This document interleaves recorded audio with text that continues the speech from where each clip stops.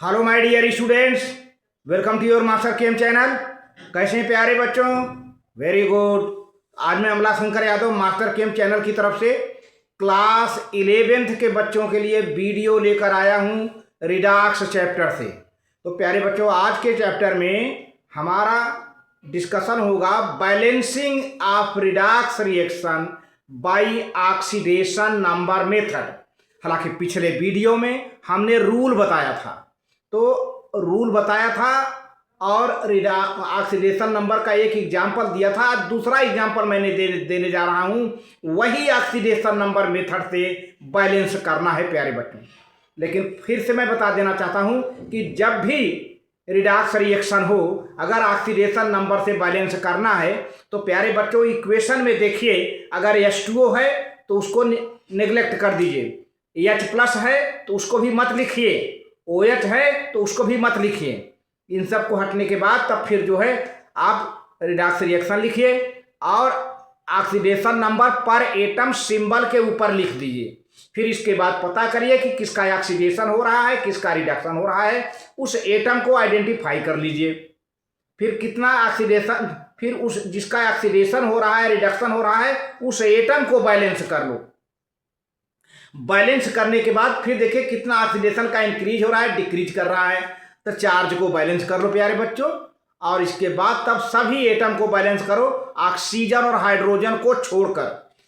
जब सभी atom balance हो जाए तब ऑक्सीजन को बैलेंस करो H2O जोड़ करके अपोजिट साइड में, लेकिन उतना H2O जोड़ोगे जितना ऑक्सीजन की कमी पड़ेगी। उसी तरह से तब हाइड्रोजन को बैलेंस करो, जो है अपोजिट साइड में H प्लस ऐड करके, है ना, तो आपका रिडक्स रिएक्शन बैलेंस हो जाएगा।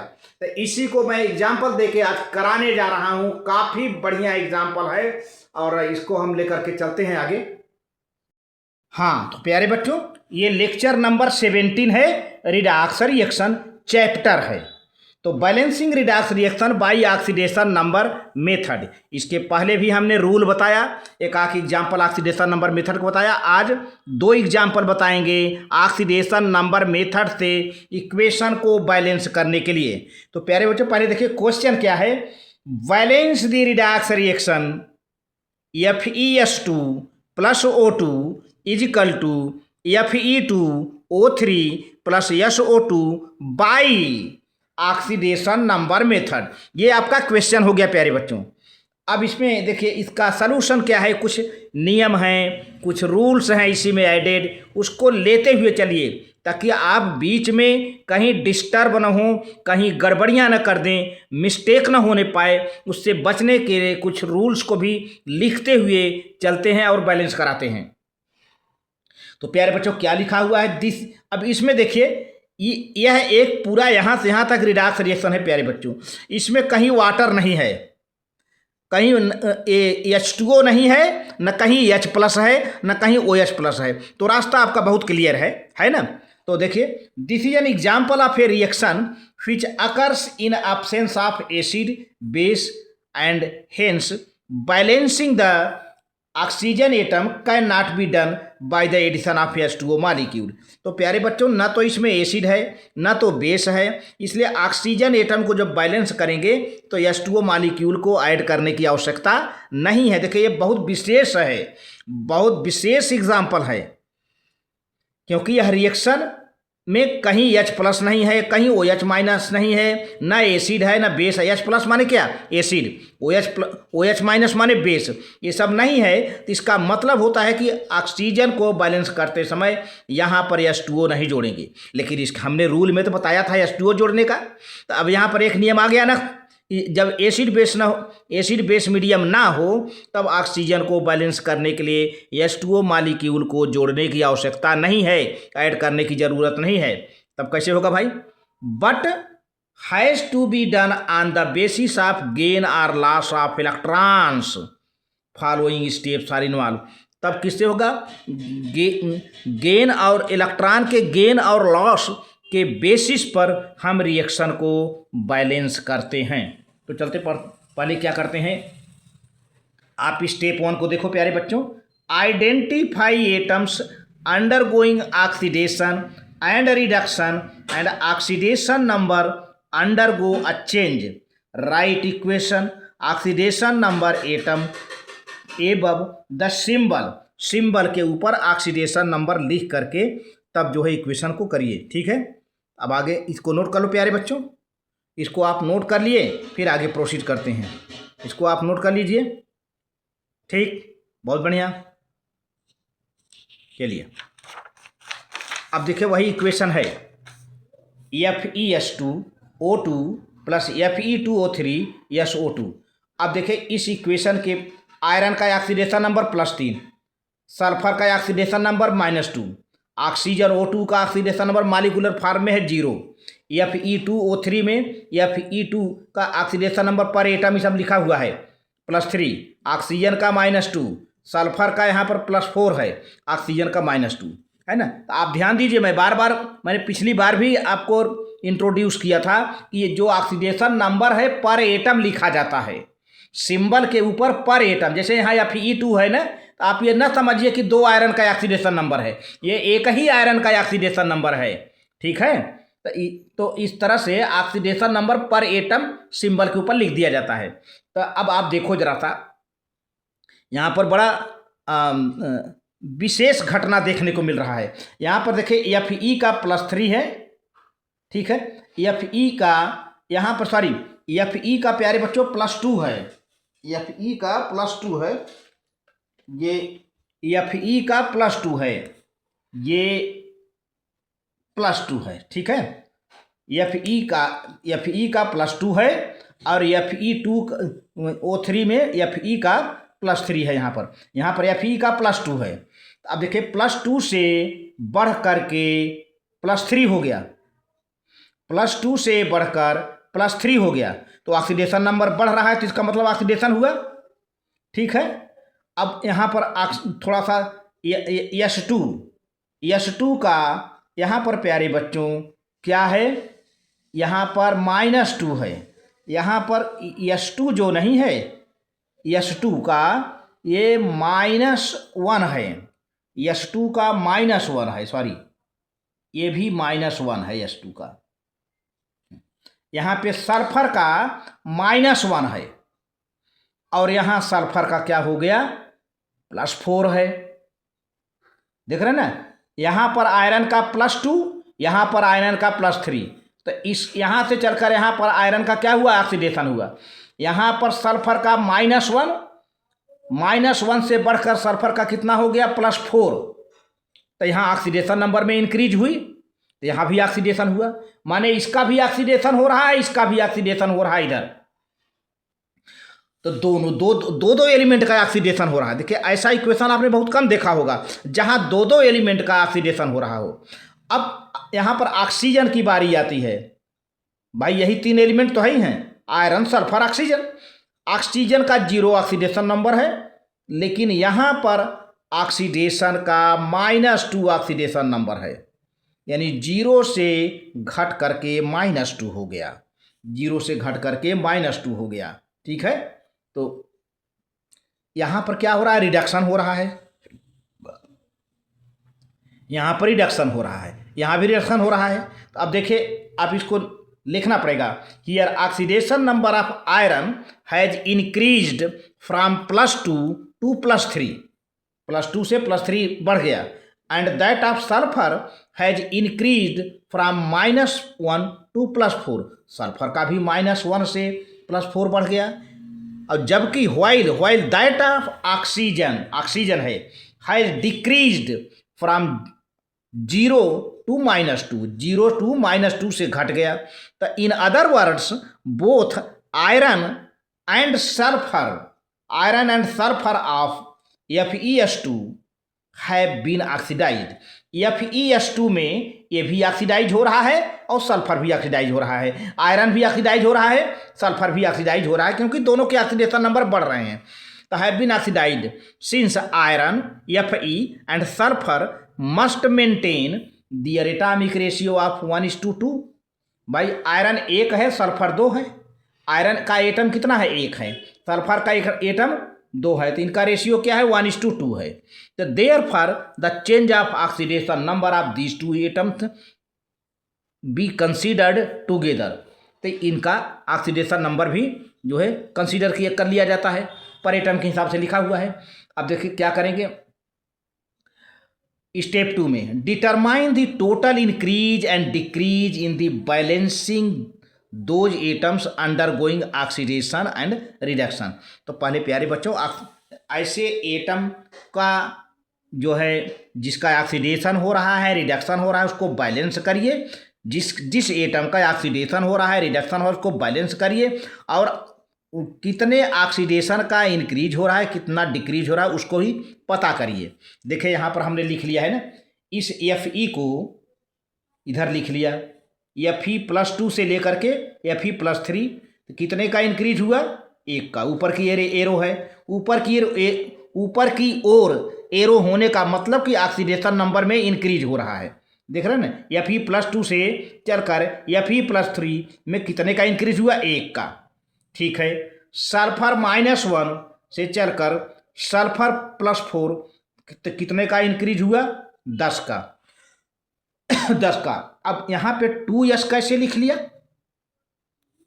क्योंकि इसको बैलेंस किया गया ना, यहाँ पे S2 है 2 सल्फर है, यहाँ भी 2 सल्फर कर लो, क्योंकि बैलेंस करने के बाद ही पता चलेगा जिसका ऑक्सीडेशन हो जिसका रिडक्शन हो पहले बैलेंस कर लिया जाता है। तो S2 पर -1 लिखा है हमने अलग से, और 2s केवल इसी को नोट किया ऑक्सीजन कराएं, तो 2s+4 ये तो कितना 2 4 जा 8, 2 4 जा 8 हुआ प्यारे बच्चों, तो +8 हुआ, 2 1 जा 2 -2, तो +8 माइनस फिर -2 तो क्या हो जाएगा 8 2 10 हो जाए, 10 का इंक्रीज हुआ।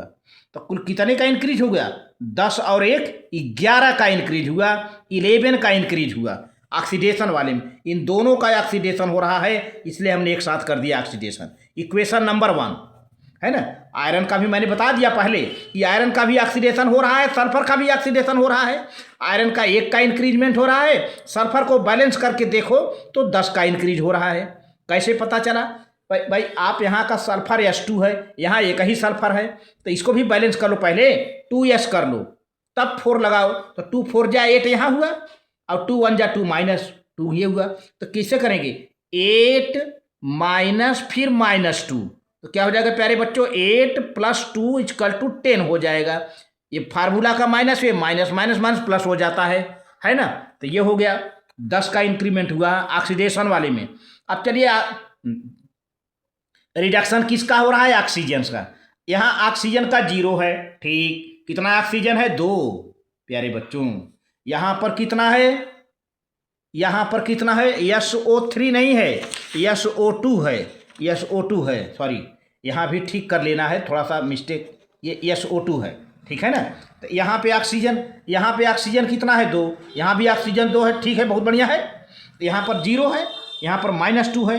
इस पूरा टोटल ऑक्सीडेशन नंबर निकालो प्यारे बच्चों, कितना है -4 हुआ, और यहाँ पर 0 है, तो 0 ज़्यादा है, 0 ज़्यादा है। कितना डिक्रीज हुआ भाई, कितना डिक्रीज हुआ, तो आप 0 में से -4 घटाओगे तो क्या हो जाएगा 0 माइनस फिर -4 माइनस माइनस प्लस हो जाएगा, +4 का डिक्रीज हुआ है, +4 का डिक्रीज। अब ये एरो नीचे हो गया, यह एरो डाउनवर्ड हो गया। डाउनवर्ड का मतलब यहाँ ऑक्सीडेशन नंबर डिक्रीज हो रहा है। प्रोसेस क्या कहा गया रिडक्शन, इसका हमने इक्वेशन नंबर 2 दिया। तो आप पहले इसको नोट कर लीजिए, इसको नोट कर लो प्यारे बच्चों, इक्वेशन थोड़ा सा ये संशोधन, ठीक है, इसको नोट कर लीजिए, फिर आगे प्रोसीड करता हूं, ठीक है।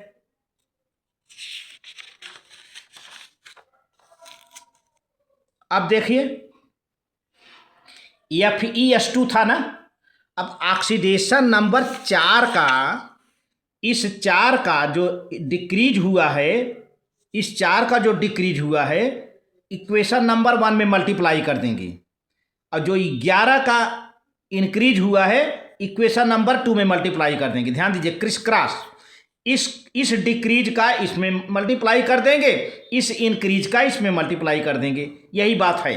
तो अपने आप ऑक्सीडेशन नंबर यानी चार्ज बैलेंस हो जाएगा। देखिए स्टेप 3 में यही है, balance the total increase and decrease in the oxidation number, multiply equation 1 by 4 and equation 2 by 11। यही तो किया गया है। अब इक्वेशन 1 में क्या है, ये इक्वेशन 1 है, देखिए पूरा ये और ये देखिए यहाँ पर है ना, ये दोनों रिएक्टेंट है, ये दोनों प्रोडक्ट है, दोनों को एक साथ लिख करके हम 4 से मल्टीप्लाई कर देते हैं। यही यहाँ है 4Fe पर +2 और S2 पर -1 है ना, तो 4 से मल्टीप्लाई कर दिया। और ये O2 तो इक्वेशन नंबर 2 हो गया, इसमें 11 से मल्टीप्लाई कर दिया। फिर इसमें देखिए 4Fe पर +3, 2S पर +4, 4 से मल्टीप्लाई किया। और जो SO2 होता था लास्ट में ऑक्सीजन था, इसमें हम 11 से मल्टीप्लाई कर दिया। बहुत बढ़िया। अब क्या होता है, अब देखिए ऐसे रहने दीजिए, 4Fe + 2 S2 -1 11 O2 हो गया। फिर क्या करते हैं, इसको अंदर कर देते हैं मल्टीप्लाई, 4Fe पर +3, 4 2 जा 8 सल्फर पर +4, 11 2 जा 22 ऑक्सीजन पर -2। इक्वेशन नंबर 3 बन गया, इक्वेशन नंबर 3 बन गया प्यारे बच्चों। अब होता क्या है कि यहाँ पर ये देखना है, जो ऑक्सीजन है, ये जो ऑक्सीजन है प्यारे बच्चों, ये इंडिपेंडेंटली नहीं पाया जाता, ये independently, since O-2 does not occur independently. तब क्या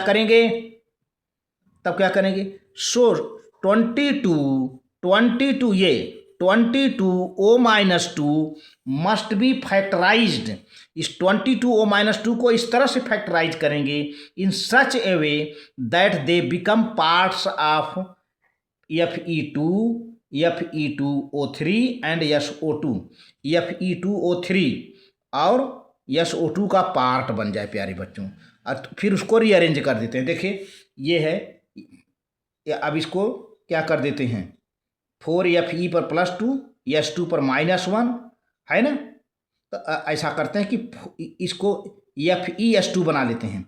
FeS2 बना करके 4 से मल्टीप्लाई कर दिया, पूरा एक में मिला दिया इसे, इसको पूरा FeS2 है ही है, ये मिला दिया 4FeS2, 11 O2 ये है। देखिए इसको जब प्लस कर देंगे तो दोनों FeS2 बन गया, एक कंपाउंड बन गया।